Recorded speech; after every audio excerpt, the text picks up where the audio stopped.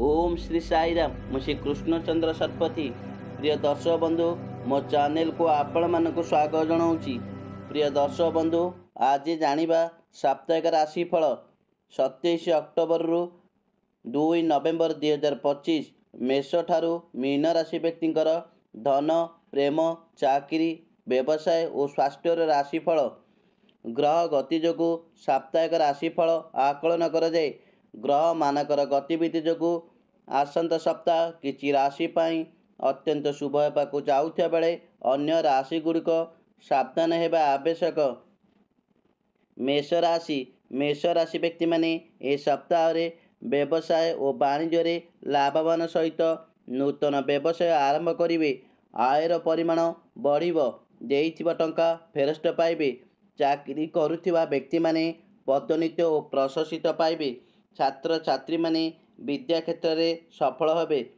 प्रेम और दाम्पत्य जीवन सुखमय रहिबो। आपणकर स्वास्थ्य भल रहिबो और नियमित विश्राम आवश्यक। वृष राशि व्यक्ति माने ए सप्ताह रे व्यवसाय और वाणिज्य सतर्क सहित रहंतु। आयर परिमाण सीमित रहिबो। ए सप्ताह रे देण नेण प्रति सतर्क रुहंतु। चाकरी करथुवा व्यक्ति माने उपरिष्ठ अधिकारी प्रति सतर्क रुहंतु। दाम्पत्य जीवन और प्रेम जीवन प्रति मध्य सतर्क रुहंतु। आपणकर स्वास्थ्य प्रति सतर्क रुहंतु। सामान्य गैस समस्या देखा दे पारे। मिथुन राशि व्यक्ति माने ए सप्ताह रे व्यवसाय और वाणिज्य सफल हेबे और व्यय अपेक्षा आयर परिमाण वृद्धि हेब। देइथिबा टंका फेरस्त पाइबे। चाकरी करथुवा व्यक्ति माने पदोन्नति और प्रशंसित पाइबे। दाम्पत्य जीवन और प्रेम जीवन में मधुरता आसिबो। दूर यात्रा सफल हेबे। छात्र छात्री माने शिक्षा क्षेत्र में अग्रगति हेबे। आपणकर स्वास्थ्य भल रहिबो और पुरातन रोगरू मुक्ति मिलिबो। कर्कट राशि व्यक्ति माने सप्ताह रे आपणकर स्वास्थ्य बहुत भल रहिबो। आपणकर कार्य दक्षतार उन्नति हेबो। व्यवसाय वाणिज्य लाभवान हेबे। आयर परिमाण बढ़िबो। चाकरी करथुवा व्यक्ति माने कर्मचारी मानक प्रति सतर्क रुहंतु। छात्र छात्री माने विद्या क्षेत्र में कृतित्व अर्जन करिवे। प्रेम और दाम्पत्य जीवन मध्य रहिबो। आपणकर यात्रा सफल हेबो। सिंह राशि व्यक्ति माने ए सप्ताह रे शुभ फलाफल पाइबे। व्यवसाय वाणिज्य उन्नति सहित नूतन वाणिज्य आरंभ करिवे। आयर परिमाण वृद्धि हेब। चाकरी करथुवा व्यक्ति माने उच्च प्रशासित पदोन्नति योग रही। छात्र छात्री माने विद्या क्षेत्र में कृतित्व अर्जन करिवे। प्रेम और दाम्पत्य जीवन मध्य रहिबो। पुरातन रोगरू मुक्ति मिलिबो। कन्या राशि व्यक्ति माने ए सप्ताह रे व्यवसाय वाणिज्य पई भल समय। आयर परिमाण बढ़िबो किंतु अଯଥା खर्च प्रति सतर्क रुहंतु। चाकरी करथुवा व्यक्ति माने प्रशंसित हेबे। छात्र छात्री माने विद्या क्षेत्र कृतित्व अर्जन करिवे। दूर यात्रा सफल हेबे। आपणकर स्वास्थ्य भल रहिबो किंतु परिवार व्यक्ति मानक पई और निजर स्वास्थ्य प्रति जत्न नियंतु। दाम्पत्य और प्रेम जीवन भल रहिबो। तुला राशि व्यक्ति माने ए सप्ताह रे व्यवसाय वाणिज्य लाभवान सहित नूतन वाणिज्य आरंभ करिवे। चाकरी करथुवा व्यक्ति माने ए सप्ताह रे आपण उच्च पदस्थ कर्मचारी ठारू प्रशंसा और प्रमोशन योग रही। छात्र छात्री माने उच्च प्रशंसित हेबे। दूर यात्रा सफल हेबे।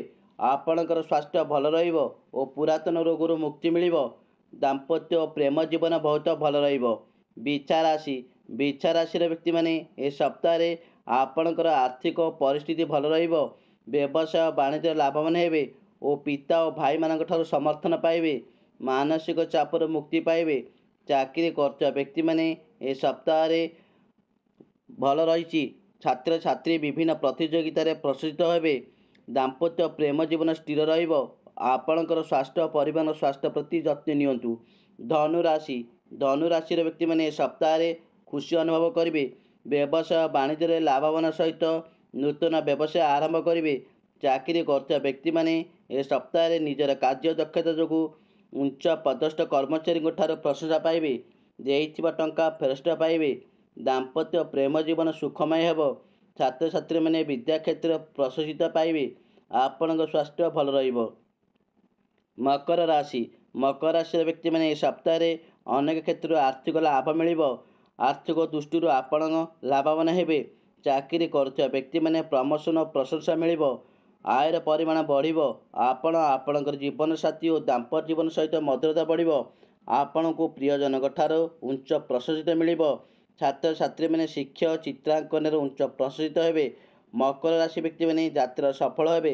ସ୍ୱାସ୍ଥ୍ୟ ଓ ପୁରାତନ ରୋଗରୁ ମୁକ୍ତି ମିଳିବ। କୁମ୍ଭ ରାଶିର ବ୍ୟକ୍ତିମାନେ ବ୍ୟବସାୟରେ ଓ ବାଣିଜ୍ୟରେ ମଧ୍ୟମ ଧରଣ ରହିବ। ସପ୍ତାହ ଶେଷ ଆଡ଼କୁ ଆୟର ପରିମାଣ ବୃଦ୍ଧି ହେବ। ଆପଣଙ୍କ ସାହସ ଓ ଆତ୍ମବିଶ୍ୱାସ ବୃଦ୍ଧି ପାଇବ।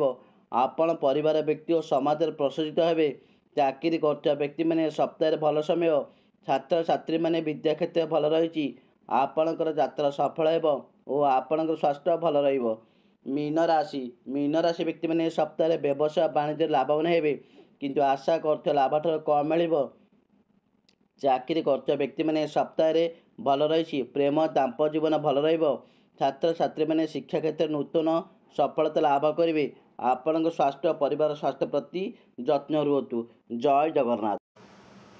ପ୍ରିୟ ଦର୍ଶକ ବନ୍ଧୁ, ଯଦି ମୋ ଭିଡ଼ିଓଟି ଆପଣମାନଙ୍କୁ ଭଲ ଲାଗୁଥାଏ ତେବେ ଭିଡ଼ିଓରେ ଲାଇକ୍ ଦେବେ, କମେଣ୍ଟ କରିବେ ଏବଂ ଭିଡ଼ିଓଟିକୁ ସେୟାର କରିଦେବେ।